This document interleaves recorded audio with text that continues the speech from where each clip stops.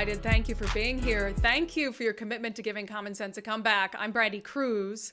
What a day.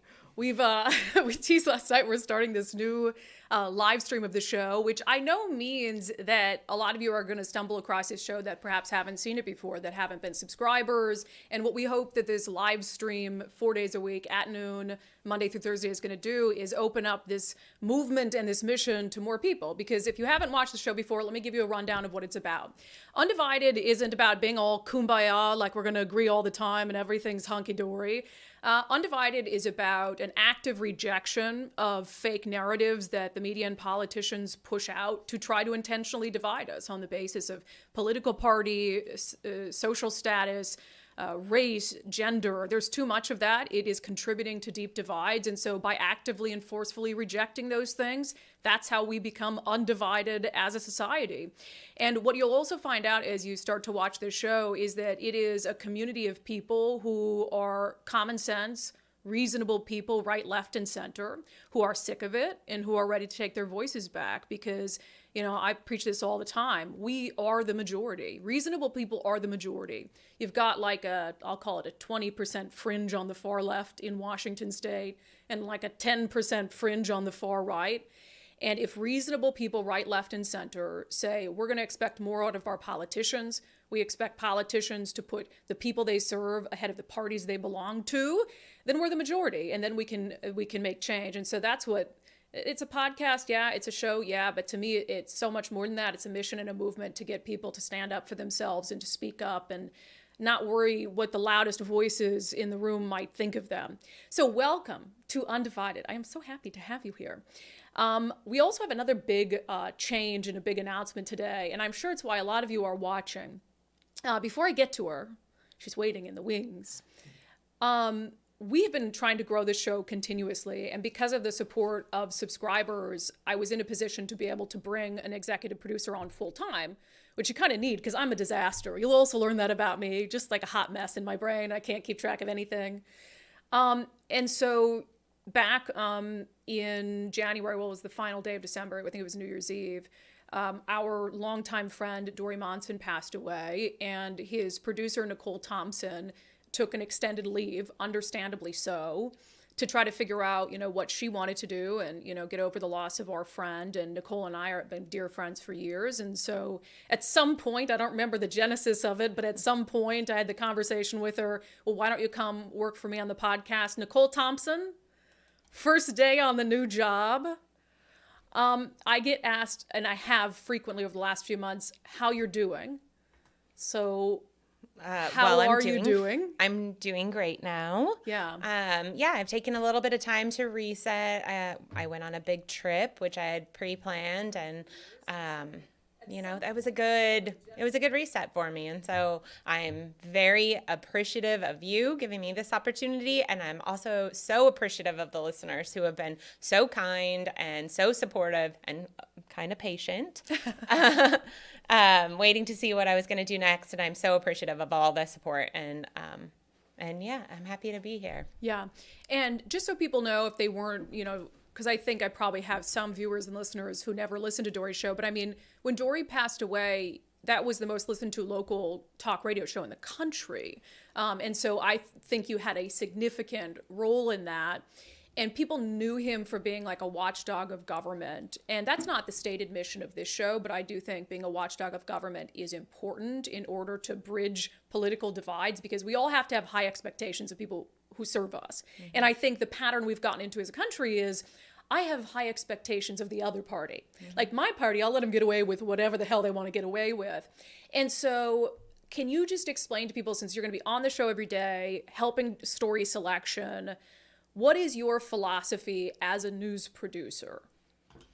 Well, I think that my philosophy is, I often in my finding stories and everything, I always try to think about what, my brother would be interested in, what my best friend would be interested in, what I would tend to like as previous to doing this job. I think a lot of times producers and hosts and everybody gets wrapped up in the business of it, and so you've got a mindset of what you think you need to cover every day, and you kind of lose track of where there's just interest in real life and things that aren't being covered by everybody. And so I just try to put myself in all of those shoes, all of the listeners' shoes, and what they're actually interested in, what affects their daily lives, their kids, their work every day, their traffic every day, all of those things all come into play. What you want to listen to when you're on your way to work, on your way home from work, because that's the nice thing about podcasts too, is that you can listen anytime. And so what fits into your life.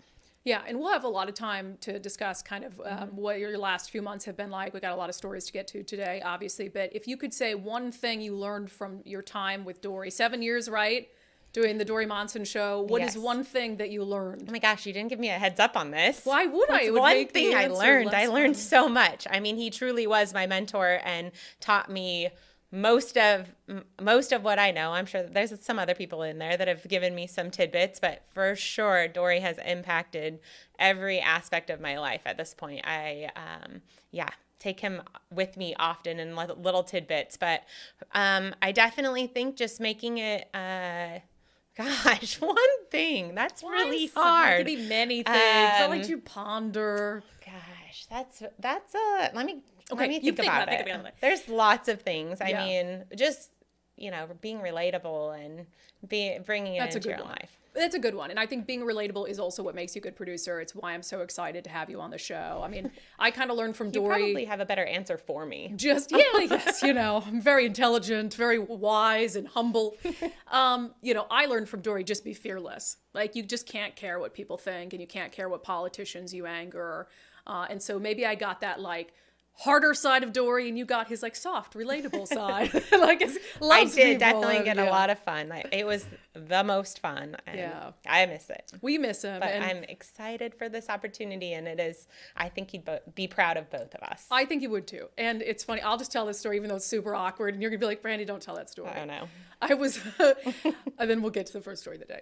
I was getting changed yesterday in the studio. So I have a picture of Dory that Cairo Radio was nice enough to let me, it was at his desk, nice enough to let me take when I was over there filling in. And just, a reminder, like, keep fighting, because he was a big fighter. It's a giant photo. It's a giant photo. Mm-hmm. And I was in there and I was getting changed and I was like, oh. Because it's just like, I don't want to get changed in front of a picture of Dory. And so it's just like this awkward, weird thing. Anyway, wow. Really took that from sappy and sensitive to completely inappropriate, which is, I guess, what I'm good at. All right, let's get to a big story that's going on right now. I think we're in the midst of probably the single biggest money grab that our region has ever seen. And it centers around the issue of homelessness and housing. And I have said repeatedly that the homeless crisis is not a housing crisis. And I even hate calling it the homeless crisis, but I do it just for convenience. It's a drug crisis. And as a result, it's a crime crisis. It's a mental health crisis. As a result, it's a crime crisis. And no, I'm not saying that every person who is on drugs or every person who's mentally ill is a criminal. Of course, I'm not saying that. But we know that there is a nexus between drug use and an inability to control your emotions and your behavior that can lead to crime. So it has me incredibly worried that we now have all these politicians pushing these very expensive proposals that are really specific to housing. We know Governor Jay Inslee, his 2023 to 2025 budget proposal includes $4 billion, the bulk of which is for affordable housing. And I talked to the governor about this when I was filling in on Cairo Radio, like back in November. I talked to him about it, and I told him, I said, it scares the hell out of me that you think that we're in a housing, or that spending $4 billion on a housing crisis would somehow solve the homelessness crisis. And on the show the other day, I was talking about how, the governor, he went on this dog and pony show touring a homeless encampment in Seattle. I've been covering politics in Seattle for 13 years. I've never seen the governor touring a homeless encampment, calling it a scourge on society. And then there was some in the media just eating it up, and I was so disappointed. And so when you have someone like the governor who has presided over the homelessness crisis, it's gotten much worse under his watch. And now he's like, just give me $4 billion to spend on housing and I'll fix it. No trust there. And then you had King County Executive Dow Constantine, who wants, now I will say, this might be the only positive thing I ever say about Dow Constantine. So just, I want you to note this moment in time. It's 12:11 p.m. on April 3rd. Dow Constantine's proposal is $1.25 billion for mental health services and facilities. That's at least focused in the direction that we need it focused in, and not housing specifically. But then you have the King County Regional Homelessness Authority, where they want an increase in their budget of $12 billion. What have they done so far as a homelessness authority? Even the mayor of Seattle had said that he wasn't like thrilled with their performance thus far. And by the way, $12 billion would be 10 times their current operating budget, 10 times. For what? What have you shown us? So now just the latest, and I mentioned Bruce Harrell. So this is from the Center Square. Bruce Harrell has proposed a $970 million housing levy to build 3,000, that's still not very much, to build 3,000 affordable units. This could, according to the Center Square, it's a 7-year property tax. It would have a rate of 45 cents per $1,000 of assessed value. So for a median Seattle homeowner, that'd be like $380 a year on average of an increase. So, I mean, in a county where you're already just taxed to high heaven for property, and now you have the mayor coming out in Seattle, and where they're also obviously taxed to high heaven, saying we need this additional money, $970 million for housing. Now, I understand that in this proposal, he is talking in part about workforce housing, which I believe is an issue. I believe it's a crisis. I think that if you are in a household and you're working 2 jobs, you ought to be able to afford a place to live here. I do think housing is too expensive, and I'm not trying to argue with that. The issue that I take is when you mush it together with the homeless crisis. And if Seattle's mayor believes that spending $970 million on 3,000 affordable housing units is going to do anything at all to lessen the crisis that's playing out on our streets, he's just wrong. And so again, when I say that we're in the midst of one of the most unprecedented money grabs, all of this is happening, all these proposals in the last few months, $4 billion that the governor wants for housing, $970 million that Seattle's mayor wants, $1.25 billion for King County Executive Dow Constantine. I mean, bless your heart if you live in Seattle and King County, although Seattleites have voted for a lot of this on their own. And then the Regional Homelessness Authority, which was billed as the end-all be-all for our homelessness crisis, that they were going to have a regional approach and things were going to get done. They want a 10 times increase, tenfold increase in their operating budget. And I'm going to address, a little bit of the insanity behind that to close the show today. But none of these entities, and I realize, Bruce Harrell, he's a fairly new mayor. I've liked some of the things he's doing. I'm not going to dog on Bruce Harrell very much. But none of these entities have proven capable of using the money that they already have to effect. I mean, when you really think about that, why would you trust the people who put us in this situation to get us out of this situation? And, I'm kind of 2 minds of this, because I know we're going to need money at this point to dig ourselves out. The hole is too deep. It is too damn deep. And yeah, now we're in an unfortunate situation, and we're going to have to spend money to get out of it. But at least spend money in the places that we know you need to spend money in: mental health, drug abuse, services. But my issue is also, let's see some results from the money you have right now. I will vote for these increases if you can spend a couple years. We're already spending billions on the homelessness issue. If you can spend a couple years showing us real, steady results, more people off the streets, fewer people in the throes of a mental health crisis, a substance abuse crisis, you already have billions of dollars. Show us, for once, that you can use that money to good effect, and then come back and say, hey, look at what we've done. Look at the steps that we've taken, and look at the results of that. We have something to show you. We know this works. Now let's throw money at it. I would be all on board with that. I'm not about never spend money ever, never raise taxes ever, but we do an awful lot of raising taxes in this state for things that we know are going to be throwing our money down the drain. And so as far as where, I'm at on these things right now, the governor's $4 billion, absolutely not. I told the governor, though, he hasn't taken me up on this. Quite surprised. I told him, I will personally travel around the state, boop, Nicole, you can come with me. I will personally travel around the state to get votes for your $4 billion housing plan if you do two things. If you acknowledge that you presided over the single biggest increase in homelessness in our state over the past decade, and you take culpability for it, and you acknowledge that Democratic policies have contributed to it. That's just a fact. Democrats have had a trifecta in this state for 14 of the last 20 years, meaning they basically have universal control. So anyone who tries to blame this issue on Republicans, that's just a non-starter. You have to blame the issue on the people who have power. Their policies around being soft on crime, their policies around decriminalizing drug use. I've lived here for 13 years.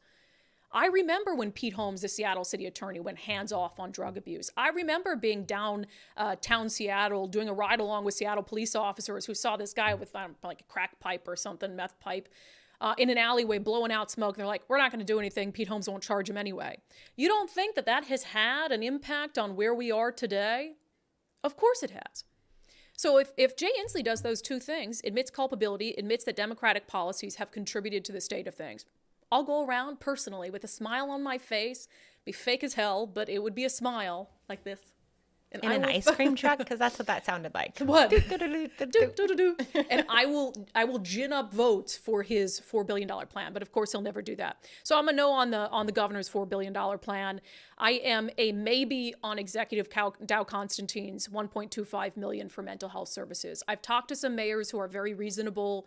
Kent Mayor Dana Ralph, who supports that, who says that she really thinks, and Andrea Suarez of We Heart Seattle, she and I talked about this. She thinks it's a good idea too. I think that's the one. Hopefully I'm not putting words in your mouth, Andrea, but I recall our conversation. So this is based on a model elsewhere in the country that seems to be working. So King County, fine. King County Regional Homelessness Authority, fold it. We don't need it, don't want it. It's not working. You don't get a tenfold increase in your operating budget. That's absolutely absurd. And then Seattle Mayor Bruce Harrell, I don't live in Seattle anymore for obvious reasons. And so I'm not going to have a vote on your $970 million housing levy for affordable housing and the homeless crisis. But what I would encourage you to do, sir, is to put more of that toward the actual underlying issues at play, which is drug abuse. You need to enforce the laws on the street. There has to be a carrot and a stick for people who are abusing substances and then committing crimes, and put more of it toward mental health. Because I know from experience, I've talked about my dad publicly a lot. I could put some of these people in a mansion and they are not going to be okay. They would just die in a mansion of a drug overdose. Housing is not going to do it. So we need to be more critical about where we're putting our money and stop giving these people money. Stop giving them money. Seattle voters, I beg you, because the rest of King County, they don't want it. Stop giving them money when they haven't proven any results whatsoever. All right, moving on. I just had to mention this really quick. Sheriff Derek Sanders down in Thurston County got life flighted to Harborview yesterday. And Nicole, you saw this, and we were both there he is right there. So Derek Sanders, his picture and his name might sound familiar, and this is him at the hospital today, and I'll just read really quickly what he wrote with that picture. He said, "Thank you all for wrapping your arms around me. I'm okay," which is great. I'm so glad to hear he's okay, because Nicole, when you and I both heard he was life flighted, that's as serious as it gets. And so we were both kind of like, oh no. Absolutely. Yeah. I think of it. It was scary. Hey, Daryl's monitoring Nicole since Nicole is training today. Hi, Daryl. You look very handsome back there.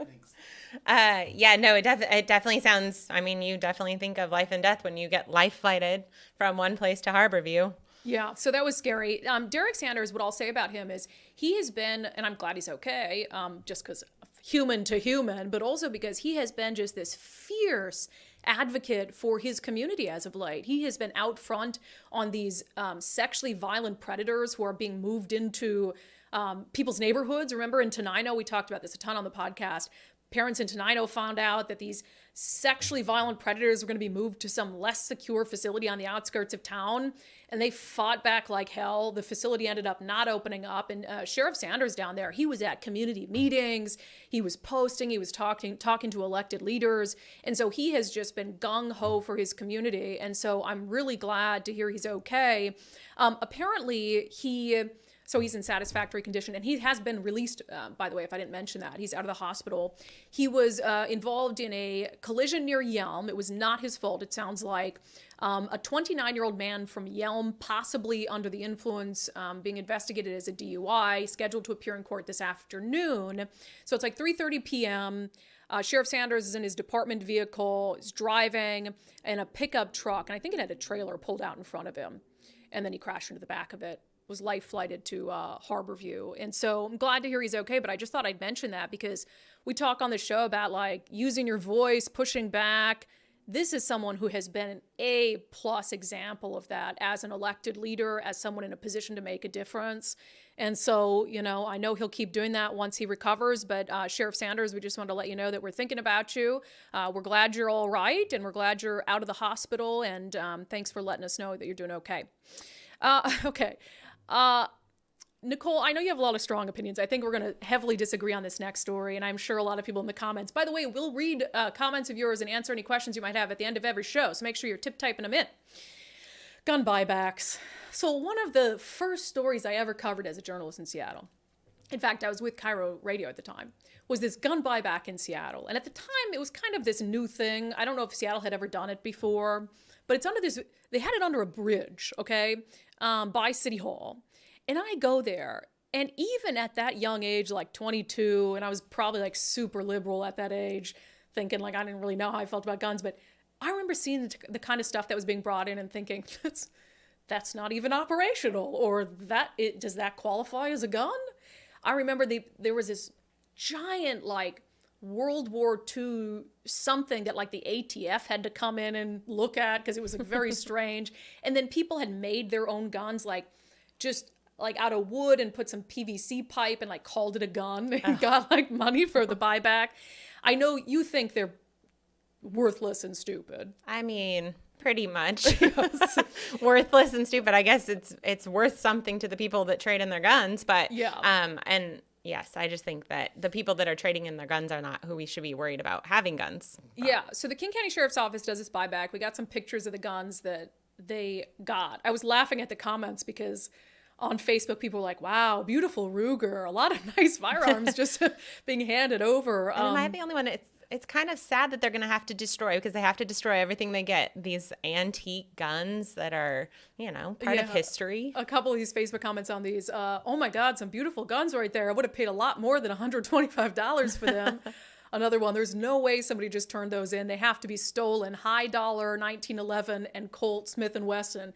And that could be true too. Like, how do you know that these weren't stolen guns that somebody then turned in for money? And the King County Sheriff's Office says that they did their inaugural gift cards for guns event, happened in Burien. They got 287 firearms of varying types, they say, approximately 10,000 rounds of ammunition, and they gave out over $36,000 in gift cards to community members. So, look, the idea, I guess, of people who support these gun buybacks is that it's going to reduce, quote unquote, gun violence on our streets by having fewer guns out there, which I think is the stated purpose, is to have fewer guns out there. Now, there is one element of gun buybacks that I can understand. If you've got some firearms at your home, and maybe you don't have a great way to store them, you haven't used them in years, and you're like, well, I'll sell these back. And then it stops someone who might break into your house one day, I guess, and get them and use them for nefarious purposes. I just don't think that exact scenario is playing out very often. And so I tend to think it's a little bit silly. And also, as Nicole pointed out, and as you can kind of see from the photos, how many of those guns are actually operational? How many of those guns, I mean, they look okay, but they're showing us right there, let's be honest. They're showing us the ones that actually looked like guns. I'm sure they put a bunch of rickety old things pulled from the bottom of a lake or a river into some bin somewhere where we couldn't see them at all. But I really just do not think that gun buybacks, these are people who, by and large, are intentionally saying, I haven't used this gun in years. I'm going to go get a nice, sweet gift card by just turning it into the government. The people who are going to use their guns and plan to use their guns to commit acts of violence or to commit crimes, they're going to keep their gun. they're going to keep their gun. If you're a gang member and you've got a gun and you're using it to commit all sorts of crimes, robberies, etc., that gun is way more valuable to you as a tool to be able to continue your criminal activity than it is for a $125 gift card. Well, and they also say that they're trying to avoid it being stolen and then, from a burglarized home and then used for bad. Well, why don't we solve the problem of people breaking into homes and stealing guns and robbing people in the streets or whatever it is? Like, why don't we get to the root of that first? It's always, and such a good point, because it's always fixing things on the back end. So a good example of that, Attorney General Bob Ferguson. He puts this press release out. First time I've ever heard him talk about the stolen vehicle crisis, like with stolen vehicles skyrocketing in the state. His press release was about holding Kia and Hyundai. Is it Hyundai that has the other easily stolen vehicles? Hyundai, sorry. Hyundai, okay. Oh, probably both ways. I don't know. About, I did drive a Kia at one point, but I have not driven a Hyundai. So what Hyundai was about him holding vehicle manufacturers accountable for how easily you can steal their vehicle. Or may I suggest, Mr. Attorney General, possibly the future governor of Washington, that you call on your party to actually fix the state's broken police pursuit policy so we can hold some of these people who are stealing vehicles accountable and perhaps stop them from stealing so many vehicles in the future. I did an interview with Federal Way Mayor Jim Farrell, and he used to be a prosecutor, and he was saying they'd have just these stacks of case files, and you'd have somebody who'd stolen dozens of vehicles, who'd perpetrated dozens of crimes using those vehicles. And the Attorney General of Washington, someone who is supposed to be one of the chief law enforcement officers in the state, chief enforcers of the law, his magical solution is to grandstand dog and pony show and blame Kia and Hyundai. So you make such a good point, which is, oh, wow, people are breaking into homes and stealing firearms and using them to commit crimes. Let's not, throw the book at people and enforce the laws that we have on the books to try to make sure that it isn't as easy for people to break into homes and get away with it and get a slap on the wrist. Let's not try to defund the police and vilify the police so there's actually active patrols out there. No, let's have people turn in those guns for gift cards. It's absolutely ridiculous. So anyway, I'd be curious to get your guys' thoughts, and I'll read some at the end of the show about gun buybacks. Seems like a worthless waste of money. And I didn't see if this one was taxpayer money or if they'd had the gift cards donated. Often they're donated gift cards. That's usually their excuse. But still, businesses, don't waste your money on that. Speaking of businesses, I'm going to introduce a new sponsor on the show. Before I get to that, I'll explain a little bit. We only bring sponsors on the show that believe in the mission and the movement, because we don't want sponsors who'll cancel on us. But also, this one really just struck me because I'm now a business owner and it's freaking hard, okay? If anybody out there has a small to medium-sized business, you know how hard it is. And when I set out to start a podcast, I was like, oh, this will be easy. I'm just going to talk and it'll be fine and the business will run itself. That's not true. Taxes, hiring people like Nicole, technology. Thank you, Daryl. You need help, okay, when it comes to running a business. And it took me way too long to realize that I need help. I can't do it all on my own. And so I'm excited to introduce MethodWorks as a sponsor of the podcast. And actually, you might know the owner of MethodWorks, Mark Harmsworth, who used to be a Washington state representative, very pro-business, worked for Microsoft for years, went out and started his own company. So MethodWorks, if you have 5 employees or you have 50 employees, it's going to be a one-stop shop for your technology needs. And a really awesome thing that they're doing just for us on the unDivided podcast, if you're a small business, you're watching and you're like, I need tech help, they are going to be doing a free security review and 1 month of free security monitoring if you say that you heard about them on the unDivided podcast with me, Brandy Cruz. So if you're in need of kind of an overview of your technology needs for your business, maybe you've got new employees and they need computers and you're worried about security and protecting your customers' data, get in touch with MethodWorks, methodworks.com. Make sure to tell them that you heard about them on the unDivided podcast, and you'll get that 1 month free of security monitoring and a free security review. So welcome, MethodWorks, as a sponsor on the podcast. We're happy to have you. Couldn't do the show without our wonderful, dedicated sponsors. All right, I had a bunch of requests to bring back an old segment we used to do on the show. When I first launched Undivided, I had a segment that was called Unbelievable.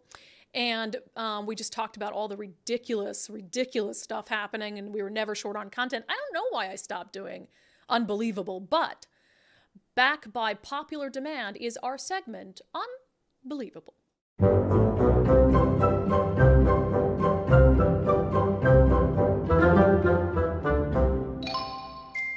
I talk about cancel culture a lot. This is the epitome of cancel culture, the absolute epitome of cancel culture. When I was working, and this is one of the reasons why I do this job, I can't be canceled. I guess you guys could en masse unsubscribe from my podcast, and then that would cancel me because I'd have to get a different job. But when I was on TV, I remember constantly feeling like I was walking on eggshells because I have no filter. I don't think I was designed for mainstream news and mainstream TV. But you'd have to constantly be worried that something you'd say would offend people. Like, I remember one day I said, beat a dead horse. PETA was very upset. So you just got to be careful, right? So anyway, this woman, Barbie Bissett, such an old school news anchor name. She was just chatting with her co-anchors, and she said something that after a 20-year career has gotten her fired from her job. And I'm sorry if it offends anybody, but I'm going to replay it. Here's what she said. Before we know it, she'd have a Snoop Dogg tattoo on her shoulder. A shizzle, my nizzle. I'm telling you. Julie, what do you think about that? She says. Well, get this. She said, I'm going to say it, for shizzle my nizzle. She said, okay, it's a Snoop Dogg lyric. Nicole, am I allowed? Nicole's like, don't say it. I mean, it makes me nervous, but I mean, whatever. Listen, it's a Snoop made-up Dogg word. lyric. It's a made-up word. Apparently, people are saying that nizzle is a slang word for a word I would never say, and I'm sure that Barbie would never say. She's been a Mississippi news anchor for a long time. So she says this, fired.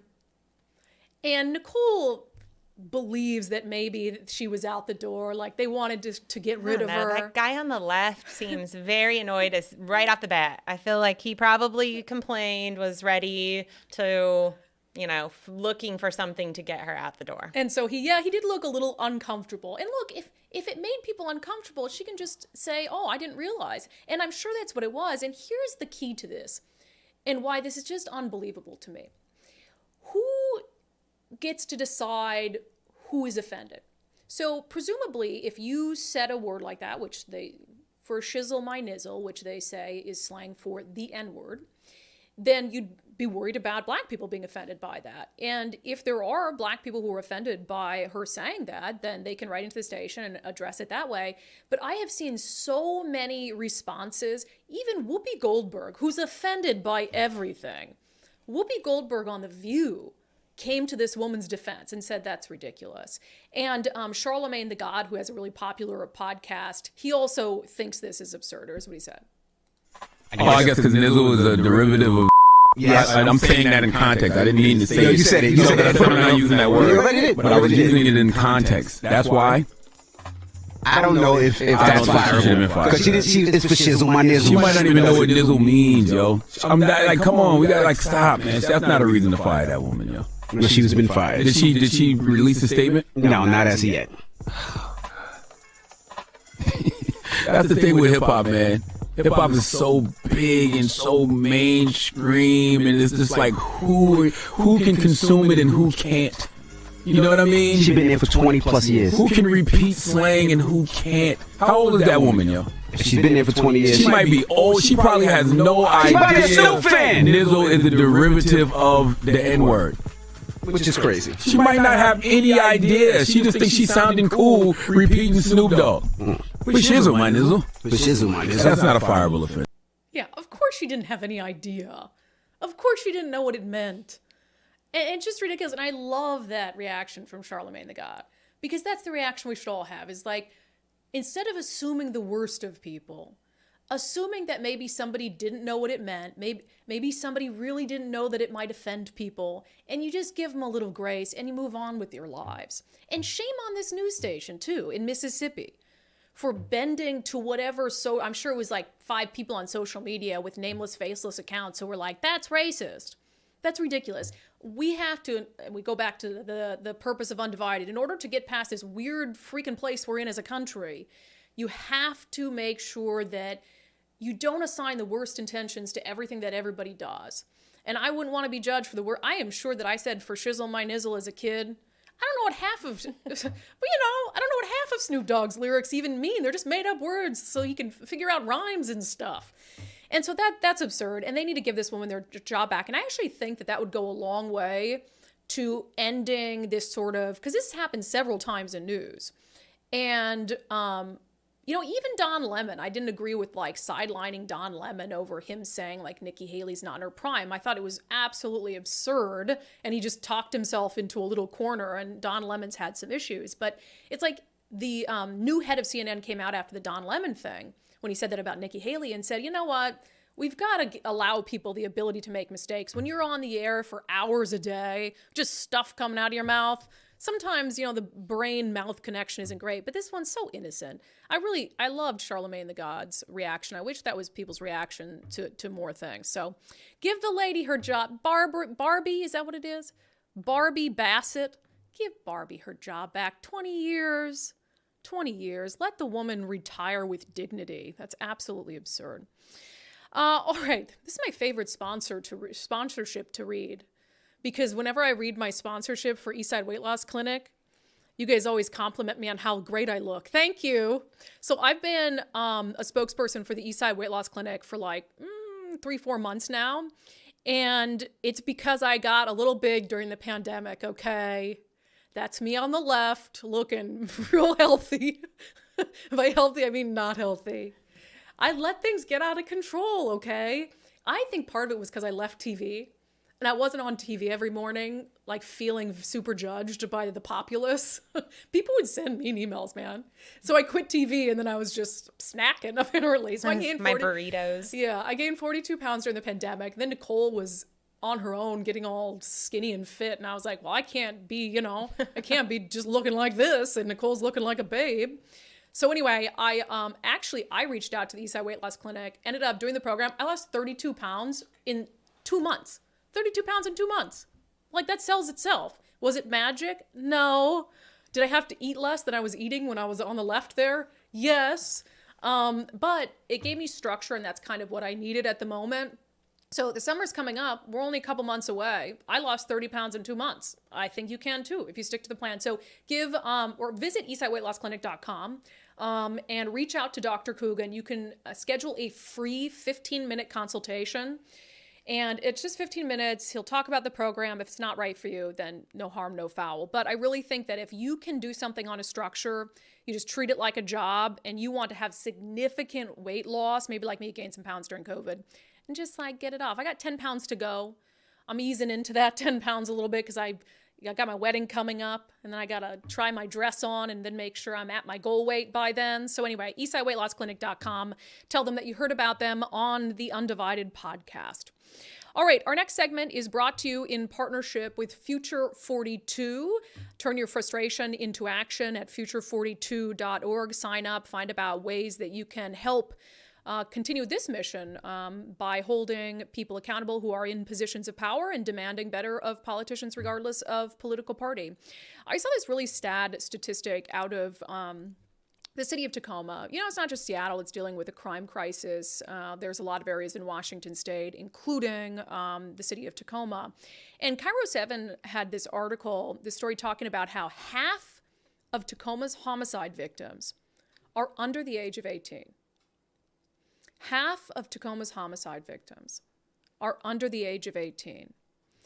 And I think we all know and knew that this phenomenon was starting to get very serious. We've heard stories about young people doing armed carjackings, and we've heard stories about young people. There was that, I think it was in Pierce County, where these boys held these girls up at gunpoint to steal their sandwiches. Just this insane level of violence and lack of empathy from kids. And we also know that there's a gang issue in Tacoma, and that's not new to Tacoma. There's been a gang issue for a long time. But to be in this position where right now half of the city's homicide victims for the year have been under the age of 18 is desperately sad. And it goes back to a theme we've been discussing a lot on the show, which is there's just something wrong with this generation that's coming up in this country and in this world, where I think that they've had, they have an inability to form interpersonal healthy relationships.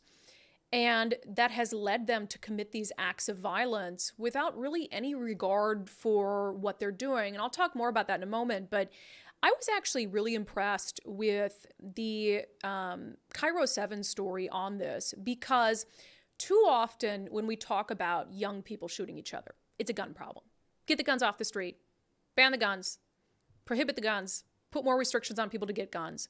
When we all know that these gang members who are shooting each other, and that really is who's shooting each other, it's gang violence, not gun violence. When we really know there is so much more at play than guns. And so I'll just play a little clip of this story from Cairo 7, and I'll tell you why I was impressed with it. It's been a tough year for young lives in the city of Tacoma. This family, friends, fellow students, the ripple effects, right, go throughout this community and broader. The city recording its 10th homicide of 2023 earlier this week, with half the victims under the age of 18 and 3 teenagers dead from gun violence. Yeah. The reason I'm impressed with it is the story wasn't fear-mongering over guns. The story was about getting programs for these youth to help them with what's going on in their brains and in their life. And that's where this has to start. That's where this has to begin. And that is the narrative that we have to change in the media. We can't continue to buy into this democratic narrative that they keep pushing on gun violence, gun violence, gun violence. We have a youth violence problem in our country, in our state, and it starts in the brain, and it starts at home, and it starts in schools. And I hate to put it this way, but I think that we have, no, I don't hate to put it this way. I think we have a generation of youth that has been coddled to an extent in school and at home, that they're not used to conflict, that they're not used to working through conflict in a positive, productive way, and that they think settling conflict in these ways is somehow normal. Like, I think one time maybe they settled a conflict through violence. That seemed to work for them. They don't know any other way to settle it. And so that's what they've continued to do. And that, of course, goes way beyond gang violence. Gang violence has a lot of other implications there. But I was impressed with this Cairo 7 story because it didn't fearmonger over guns, focused on the issue at hand. And then they talked to this Safe Streets Tacoma. And they said, look, it's about youth mental health, which I do believe it is. Helping young people heal from the wounds they're dealing with right now, which they brought up the pandemic. I do think the pandemic for young people was really hard. Do I think it's leading young people to pick up guns and go shoot fellow gang members? No. But I do think that the pandemic contributed to this mental health crisis that we're seeing in kids. Definitely don't think it helped. But one thing she said from Safe Streets Tacoma, she said, this isn't a competition about who can do it best. We all have to work together and collaborate on the solution. And that's so true. And that's something that we've proven and our politicians have proven incapable of doing. I mean, we look at what has been prioritized in Olympia when it comes to public safety. They're about to ban so-called assault rifles, et cetera. That's not going to fix this issue. That's not going to fix the fact that half of the homicide victims in Tacoma are under the age of 18. And I would just like, for once, you have... I would say that every lawmaker in Olympia, if you asked them, do you care about our kids and the health and safety of our kids, they would say yes. But when you ask them, how do we deal with the fact that you have all these kids under the age of 18 who are killing each other, who are hurting each other, who are throwing their lives away by giving into this criminal element at such a young age, they have such vastly different ideologies when it comes to how to deal with that. And we have to be able to overcome that. We have to get past these talking points of, oh, it's a gun crisis, and work together on it. And I really hope that for the sake of our kids, for lawmakers who would say, yes, absolutely, I care about our kids. Of course, I care about the safety of our kids, that they can put their ideologies aside, they can put their talking points aside, and they can get to the bottom of what's really going on here. It's a mental health issue. This should be, to me, one of our top priorities as a country. Dealing with the mental health crisis that our kids are going through, whether it's this 28-year-old trans shooter in Memphis who people wanted to make it about the fact that she was trans. And it's like, to me, I'm willing to have a conversation about mental health and transgender issues, but to blame that on the fact that she was trans, how many other school shooters and kids have committed acts of violence and young people who weren't transgender? It muddies the issue when we need to be looking at it more holistically. There is something going on with this generation of kids, and we are obligated to address that issue with urgency and to leave politics out of it for the sake of society, for the sake of future generations, and for the sake of the kids that everyone says they care about. It's time to prove that you actually care about those kids. This segment has been brought to you in partnership with our friends over at Future 42. Turn your frustration into action at future42.org. The Department of Homeland Security Secretary, I always have trouble with his name, Alejandro Mayorkas. I like that last name, Mayorkas. But it is stunning to me, the lack of willingness to just simply address that it is a crisis at the southern border. You know, I was watching the news this morning. I think I was watching Fox, and Bill Melugin with Fox. Man, he does good border coverage. Our friend Ali Bradley at News Nation, exceptionally good border coverage. If you are looking for national news that actually shows you what's happening at the border, Fox, News Nation. They are down there. They're just so intertwined with what's happening. But when I was watching Fox, Chinese nationals by the dozens just being released from DHS custody on a promise to reappear. Like, it has gotten so far past this, oh, this is a crisis with starving, persecuted families knocking on the border saying, let me in, let me in. This is not that, okay? But Alejandro Mayorkas sat down on 60 Minutes, and when pressed about what we can all see with our own eyes, we see it. Like, do they not think that we see it? When pressed about this, he just tap dances around the issue and refuses to admit the gravity of it. What the American people see is a border that looks to be chaotic, that looks to be porous. Well, the number of people that are arriving at our border is at an extraordinary height. There's no question about that. But that is not unique to the southern border of the United States. There is a tremendous amount of movement throughout the hemisphere and, in fact, throughout the world. And it's like, just say it's a crisis. Just say it's a crisis. It is so past the point of being a crisis. And I get it that he works at the pleasure of the president and you're trying to keep your job, et cetera. But these are your border agents who are out there. I mean, President Biden went down to the border finally. And you remember he did this photo op where he's shaking hands with these Border Patrol agents who are in their vehicle.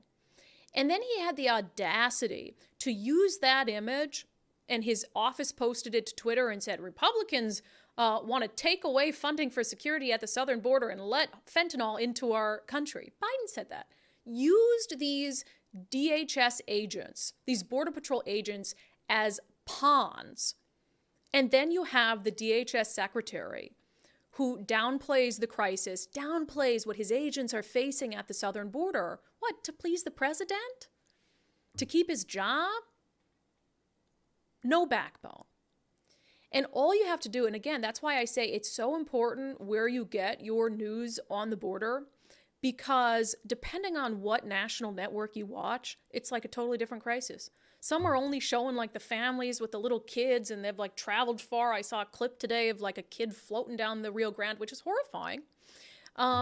But then you see others like Ali Bradley and Bill Melugin at Fox who will show you the people coming in from the Middle East without across the border, not at a port of entry. They'll show you the Chinese nationals that are coming in, well-dressed.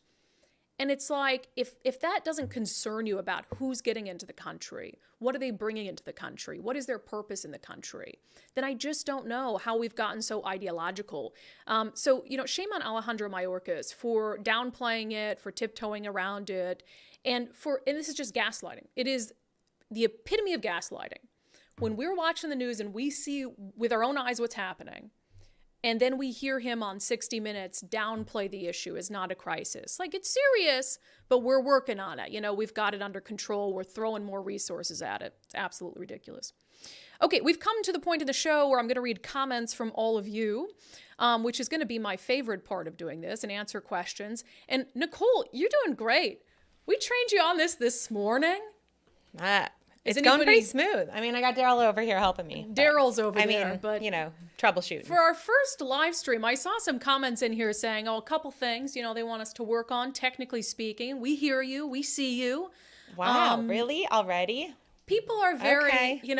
undivided viewers expect perfection, and I don't blame you because you've gotten perfection for so long. But new thing, Editing new vibes. helps. Editing helps. So yeah, when I'm not doing it live, it does help. But we will absolutely just continue to perfect it. And one of the things I told subscribers is, be in touch. Let me know what's working, what's not working with the platforms where you're streaming it. And also know that if you've always just listened to the podcast and that's your preference, this thing will go straight to podcast after we wrap up. And so you'll have that maybe for your drive home. So that's still going to be an option. We just did the live stream.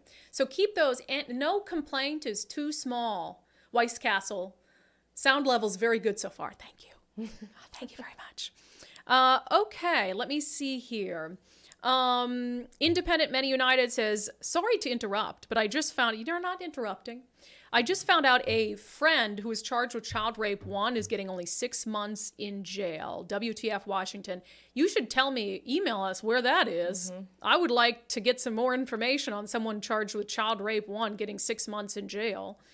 So make sure and actually, this is a good time to say, and we'll give it to you at the end of the show too. We just launched a new website, which you can use as a contact form, undividedpod.com. undividedpod.com. And that's just a good way where you can go, see where to follow us, see where to watch the show and find the podcast. But there's also a function there where you can email me. So Independent Many United, email me because I want to know where that was. Let's see. Mugshot ESP says, We Heart Seattle could do a hell of a lot with even a fraction of that money, referring to all the money that our elected leaders are trying to get from you in new taxes to deal with the homelessness crisis. And then you have organizations like We Heart Seattle, which started just with a woman named Andrea Suarez, who is sick of looking at trash on the streets in Belltown, cleaning up homeless encampments. And you're right, they clean up trash at these homeless encampments. They connect homeless people to services for a fraction of what these elected leaders, what was the King County Homelessness Authority asking for? $12 billion for their budget. Bruce Harrell wants $970 million. King County Executive wants $1.25 billion. Jay Inslee wants $4 billion. If you put that money in private hands, as opposed to the government, and I'm going to rant about this next. We're going to do a little closing segment, so I'll rant there. Let me see. Lieutenant Dan, hi, Lieutenant Dan, good to see you. Asks, is a solution to affordable housing to find empty rental properties each month that remain vacant to drive rent prices down? I don't know. I guess I've never heard of that concept. So do you mean that what do you mean find empty rental properties each month to drive prices down? Are people leaving them empty to drive prices up?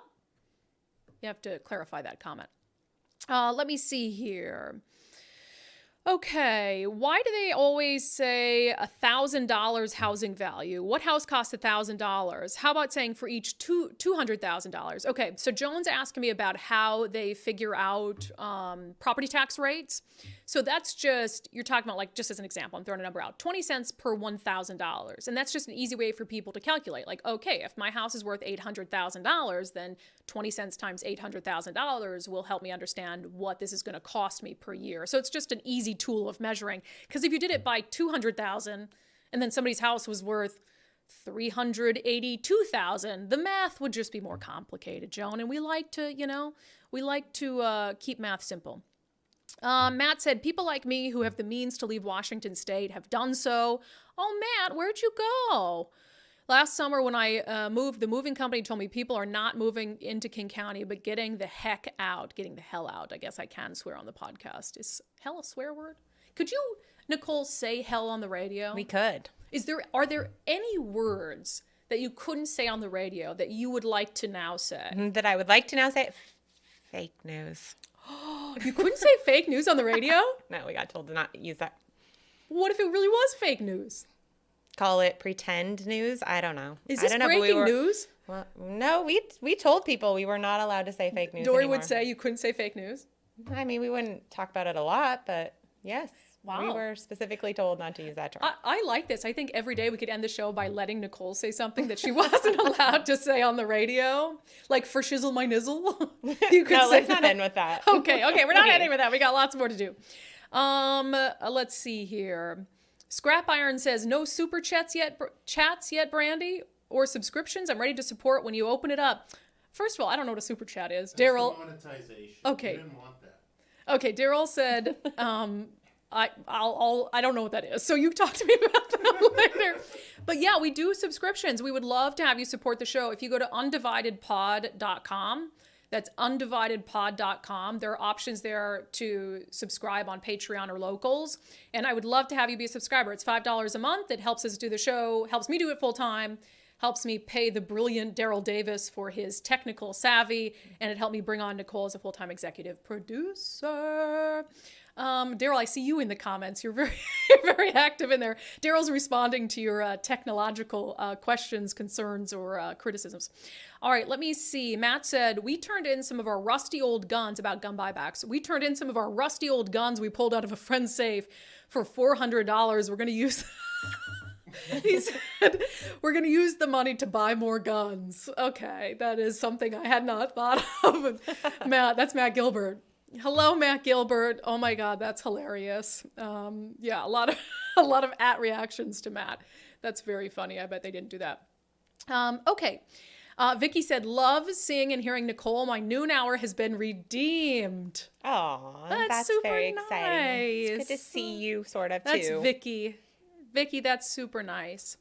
Let me see here. Oh my gosh, so many comments. We'll do a couple more. The Lechners, or is it Lechners? Brandy, can we start calling you Stick Woman? Just teasing. Fantastic job. You're doing wonderful. Thank you. You know, I feel like my waist has come back. Are we looking at my... We can't move the camera, oh, you so... can't? Okay. Thank you. You can call me Stick Woman, although I'm very curvy, okay? I like my curves. I'm keeping my curves. Daryl, you can't comment on that because that would be workplace harassment. Keeping my curves. Keep my curves. Okay, let me see here. There was an echo at some point. Lori said, you fixed the echo. Excellent. We'll have to go back and see what was going on with the echo. We're working on it. We're working on it. Let me see here. Okay. All right. I think I got to a lot of the comments. Nobody's commented on the new background, huh? Well, I don't know that it's super new. Well, the flag behind you. I went over to Facebook now. Great to see Dory's girls working together. Nicole, so happy to hear your voice. Shelly says, so cool to have Nicole with you. Dory is listening. Did you mention that we're in a new studio? Yeah, we're in a new space, fresh new everything. Yeah, so it's a little bigger, so I have some room back here. And yeah. That's great. Okay, I want to end with a new segment we're going to start on the show moving forward, which is going to be our daily sanity check. That's it. We talked a lot on the show today about how much money the government wants from you when it comes to dealing with the homelessness crisis. And my message to voters when it comes to weighing whether these issues are good or bad in the best interest of their household or in the best interest of their communities is to look at the way the government spends money, the way you'd look at how anyone else spends money. Let's say that you were starting a new business or you were an entrepreneur and you had a great new idea and you handed $100,000 over to someone to help you with this new venture. And they promised you X, Y, and Z outcomes. And at the end of that time, after the $100,000 was spent, they hadn't done any work. They hadn't helped you with your new venture at all. Would you continue to give that person money to help with your new endeavor? No, of course not. Nobody would do that. If you went to a salon and you asked them to give you a really beautiful blonde hair job and they sent you out with black hair, would you go back to that salon and give them more money? Of course not. There is no other place in our lives where we are willing to squander money in the way that we are when we give that money to the government. The fact that the city of Seattle has spent billions to deal with the homelessness crisis with absolutely nothing to show for it. The fact that the state of Washington has spent billions of dollars to try to deal with the mental health crisis, and yet our state's largest psychiatric hospital got defunded and lost its federal accreditation because it was run so poorly. And the fact that we continue time and time again, particularly Seattle voters, to say yes to new taxes to deal with old issues that billions of dollars has been spent on. Just ask yourself if you would accept those type of results, if you would accept those outcomes in any other part of your life. And I'm willing to bet that the answer would be a hard no. So don't accept that when it comes to the government either. Because remember, tax money is real money. Tax money is your money. And you deserve to know that that money is being used wisely. All right, that's it for today's episode of Undivided. Thank you for being here. Thank you for bearing with us during our first live cast. Again, we are going to be live Monday, Tuesday, Wednesday, Thursday at noon across platforms, Facebook, YouTube, Patreon, and Locals. And then after the show wraps, we will still post the episode as a podcast for those of you who prefer to listen and don't want to look at us for some reason. I think we're good looking. I think we're fine to look at, but some people like to listen in their car, and that's fine. Don't watch the podcast in your car, okay? That would be against the law. As I mentioned, we launched a new website that's really just a hub for all things Undivided. It's undividedpod.com. That's undividedpod.com, and there you can find out how to subscribe to support the show, where you can watch the show, where you can listen to the show. There's also a little form there to contact us if you so choose. So thank you again for following us on this mission, for joining in this movement to give common sense a comeback. I'll see you tomorrow at noon.